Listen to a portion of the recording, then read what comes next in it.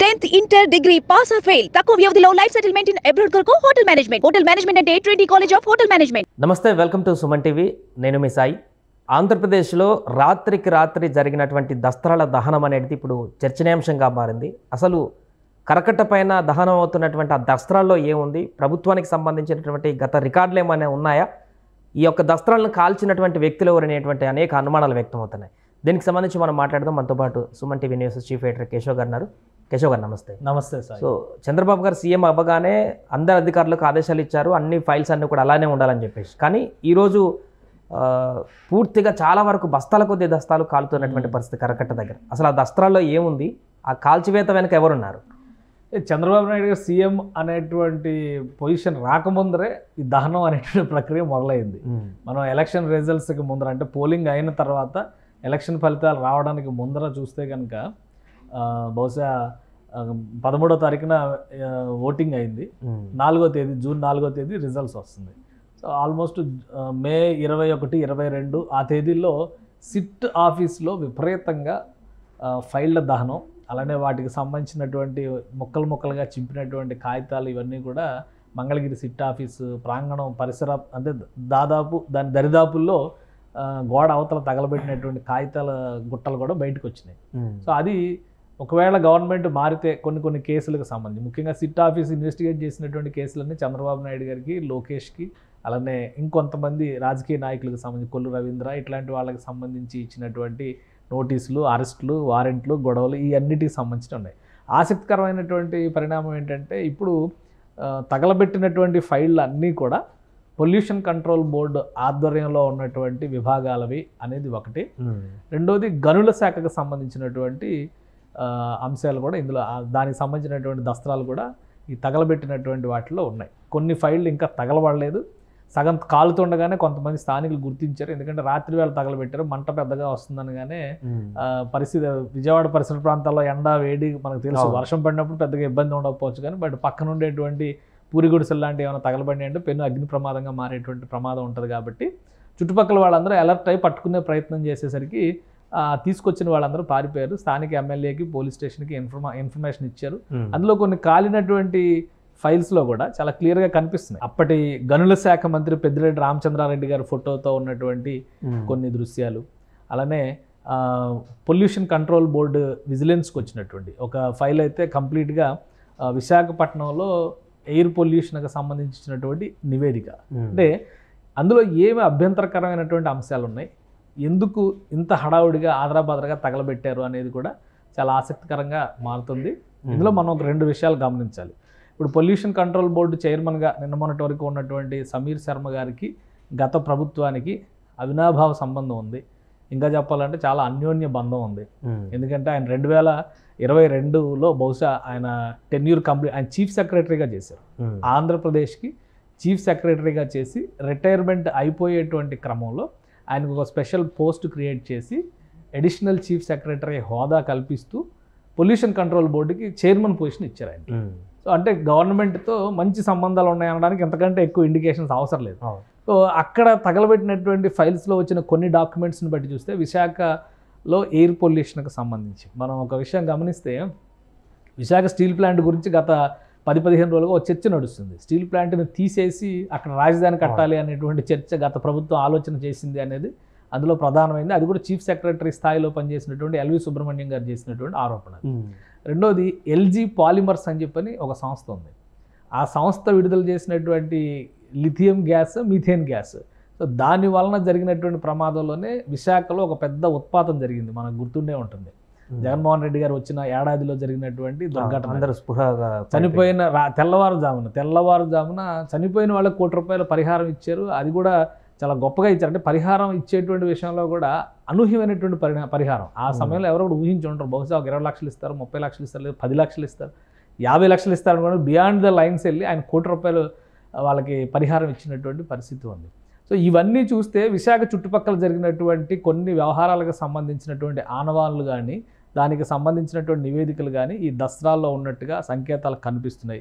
Visakha air pollution పైన చేసినటువంటి ఒక రిపోర్ట్నే తగలబెట్టేశారు. సో అది ఎందుకు తగలబెట్టారు అనేది కూడా తేలాల్సినటువంటి అంశం. సో గనుల శాఖకు సంబంధించినటువంటి ఫైల్స్ చాలా ఉన్నాయి. గనుల శాఖ అటవీ శాఖ ఇవన్నీ ఇప్పుడు ఎవరు చూస్తున్నారు, అప్పుడు ఎవరు చూశారు, ఇది చాలా ఇంపార్టెంట్. ఇప్పుడు మీరు ఒక విషయం అబ్జర్వ్ చేస్తే గనుల శాఖ కొల్లు రవీంద్ర గారి పరిధిలో ఉంది.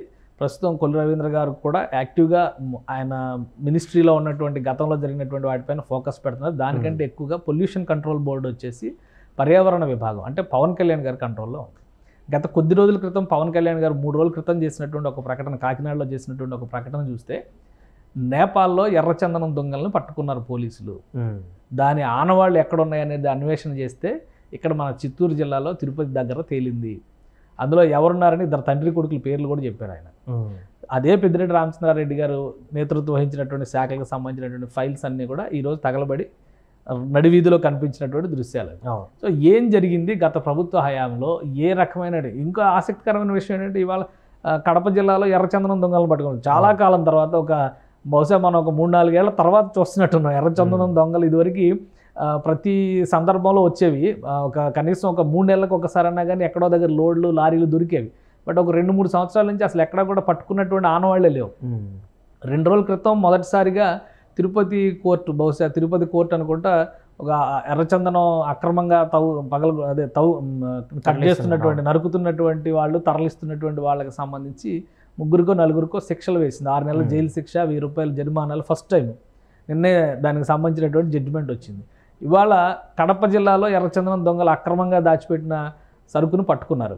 సో ఇవన్నీ ఎందుకు జరుగుతున్నాయి, ఎవరు జరుగుతున్నాయి, ఎవరి శాఖలో ఉన్నటువంటి ఆదేశాల మేరకు అధికారులు పనిచేస్తున్నది కూడా ఒకసారి మనం ఆలోచించాల్సి ఉంటుంది. సో రేపు రెడ్ హ్యాండెడ్గా విత్ ఎవిడెన్సెస్తో దొరికితే కనుక ఖచ్చితంగా జైలు పాలయ్యేటువంటి అవకాశాలు స్పష్టంగా ఉన్నాయి. ప్రభుత్వం మారి నెల రోజులు అవుతుంది. అంటే కొత్త ప్రభుత్వం ఏదొచ్చినా కూడా గత అధికారులు పాత ప్రభుత్వానికి ఒత్తాసగా ఉండేటువంటి వాళ్ళని మార్చి కొత్తగా వచ్చిన ప్రభుత్వానికి అనుకూలంగా పెట్టుకుంటారు. నెల రోజులు టైం అయినా కూడా ఇంకా ఆ రికార్డుల దహనం అవుతున్నాయంటే గత ప్రభుత్వానికి సంబంధించిన వాళ్ళకి సపోర్ట్గా ఉండేటువంటి అధికారులు ఇంకా స్టిల్ ఉన్నారంటారు ఈ ప్రభుత్వం? ఇంకా ఉన్నారనే మాట మనం కాదు. లోకేష్ గారు మొన్న లోకేష్ గారు 1వ తారీఖున మీటింగ్లో చంద్రబాబు నాయుడు గారు ఎదురుగానే చెప్పారు, అధికారులు ఇంకా మారలేదు, ఇంకా పద్ధతులు మార్చుకోవట్లేదు, అదే తరహాలో వెళ్తున్నారు. అంటే ప్రభుత్వ వ్యవస్థ అనేది ఒకరుగా దాదాపు 10 నుంచి 15 లక్షల మంది డైరెక్ట్గా వర్క్ చేసేటువంటి సిబ్బంది ఉంటారు. ఇంకా కాంట్రాక్ట్ అవుట్సోర్సింగ్ వ్యవస్థల్లో పనిచేసేటువంటి సిబ్బందిని కూడా ఇంకో 10-15 లక్షల మంది మనం లెక్కేయాల్సి ఉంటుంది. సో ఎంతమంది పనిచేస్తున్నారు అనే దాని మీద ఇక్కడ ఎవరిని వీళ్ళు కరప్ట్ చేయగలిగారు, ఎవరిని తమకు అనుకూలంగా మలుచుకోగలిగారు అనేది కూడా ఆధారపడి ఉంటుంది. మొత్తం వ్యవస్థ మొత్తాన్ని కూడా తీసేసి కొత్త రక్తాన్ని ఎక్కించడం అనేది ఎవరికీ సాధ్యం కాదు. కాకపోతే ఏంటంటే కీలకమైనటువంటి పొజిషన్స్లో తమ ఫిలాసఫీని ముందుకు తీసుకెళ్ళారు, తమ పాలసీని అమలు చేయగలిగేటువంటి అధికారులు మాత్రం తీసుకొస్తారు. కింది స్థాయి స్టాఫ్ మళ్ళీ అలా పాత కథలో ఉన్న వాళ్ళే ఉంటారు కదా, వాళ్ళందరిని ఒకేసారి మార్చేయడం అనేది సాధ్యం కాదు. ప్లస్ వాళ్ళని ఇన్ఫ్లుయెన్స్, ఇప్పుడు ఒక డ్రైవర్ దొరికాడు, డ్రైవర్కి ఏం తెలుసు, నాకు తెలియదు, మా సార్ తీసుకెళ్ళి తగలబెట్టమన్నారని చెప్తున్నారు. అతను ఒక పేరు కూడా చెప్పారు. సో అది అతను ఇంకోటి అతను మద్యం మత్తులో ఉన్నాడు, అతను తాగి చెప్పాడా ఏంటి అనేది కూడా ఇప్పుడు ఇన్వెస్టిగేషన్లో తేడాల్సినటువంటి అంశం అది. కాబట్టి ఒక కన్క్లూజన్కి ఇమీడియట్గా రాలేకపోయినా కానీ దొరికినటువంటి ఎవిడెన్సెస్ ఆధారాలను బట్టి చూస్తే కనుక ఇది ఒక చాలా సీరియస్ కాన్స్పిరసీ ఉంది దీని వెనకాల. మామూలు విషయం కాదు ఇది. చాలా పెద్ద పెద్ద అంశాలతో, పెద్ద పెద్ద మనుషులతో ముడిపడి ఉన్నటువంటి వ్యవహారాలు ఉండబట్టే అంత సీరియస్గా తగలబెట్టినట్టుగా మనం చూడాల్సి ఉంటుంది. ఒకవేళ అవేం పెద్ద అంత కాన్ఫిడెన్షియల్ కాదు, అంత అవకతవకలకు సంబంధించిన పత్రాలు కాదు, అవుట్డేటెడ్ కాలపరిమితి దాటినటువంటి దసరాలు తగలబెడతాం అంటే కొత్త బాధ్యతలు కొత్తగా బాధ్యతలు తీసుకున్నటువంటి అధికారులు వాటిని జాగ్రత్త చేసి చేపిస్తారు. ఇలా రహస్యంగా రాత్రిపూట తెచ్చి తగలబెట్టాల్సినటువంటి అవసరం లేదు. కాబట్టి సీరియస్ యాక్షన్ అయితే ఉండి తీరుతుందని అనుకుంటున్నాం.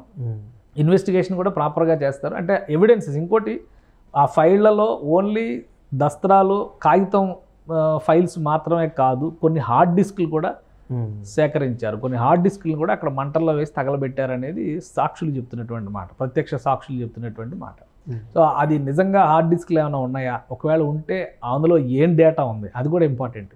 సో ఆ డేటా రికవరీ చేయడం సాధ్యం అవుతుందా లేదా, హార్డ్ డిస్క్లు కానీ, పెన్ డ్రైవ్లు కానీ, మెమరీ కార్డులు కానీ ఏ ఉన్నా కానీ ఒకవేళ మంటలో వేసి తగలేస్తే అది రికవర్ కాకపోతే ఏముందనేది తెలియదు.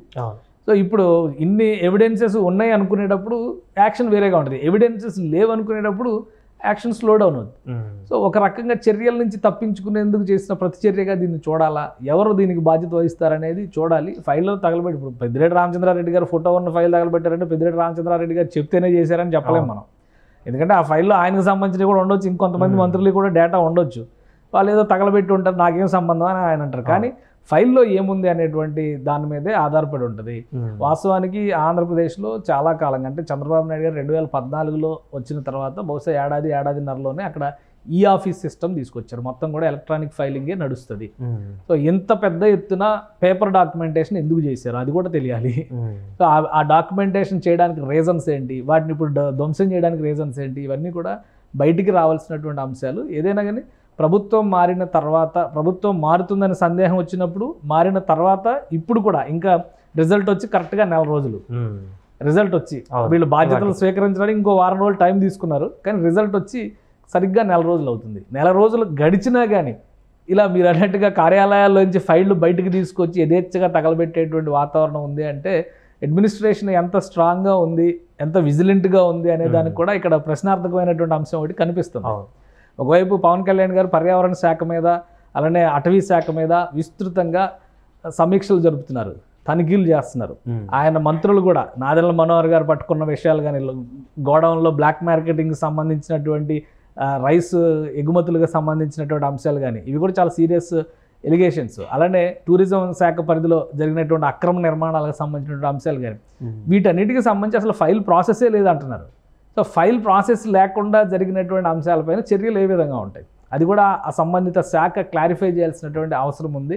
బహుశా ఒక రకంగా జనసేన నాయకులు లేదా పవన్ కళ్యాణ్ దూకుడుగా వ్యవహరిస్తున్నటువంటి శైలికి భయపడే అవకతవకలు ఉన్నటువంటి ఫైల్స్ అన్నింటినీ బయటికి తీసుకొచ్చి తగలబెట్టారా అనేటువంటి సందేహం కూడా ఉంది. కానీ ఇంత సీరియస్గా మినిస్ట్రీ పనిచేస్తున్నటువంటి తరుణంలో ఫైల్స్ అసలు బయటికి ఎలా వచ్చినాయి అనేది చాలా సీరియస్గా ఆలోచించాల్సినటువంటి అంశం.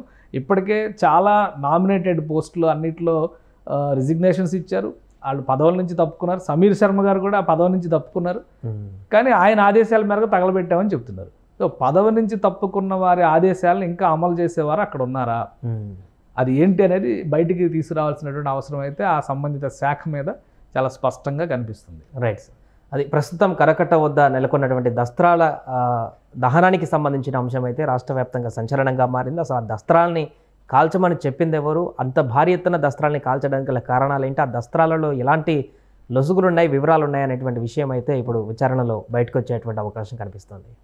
సుమన్ టీవీలో మీ పర్సనల్ అండ్ బిజినెస్ ప్రమోషన్స్ కోసం కింది నెంబర్కి కాంటాక్ట్ చేయండి.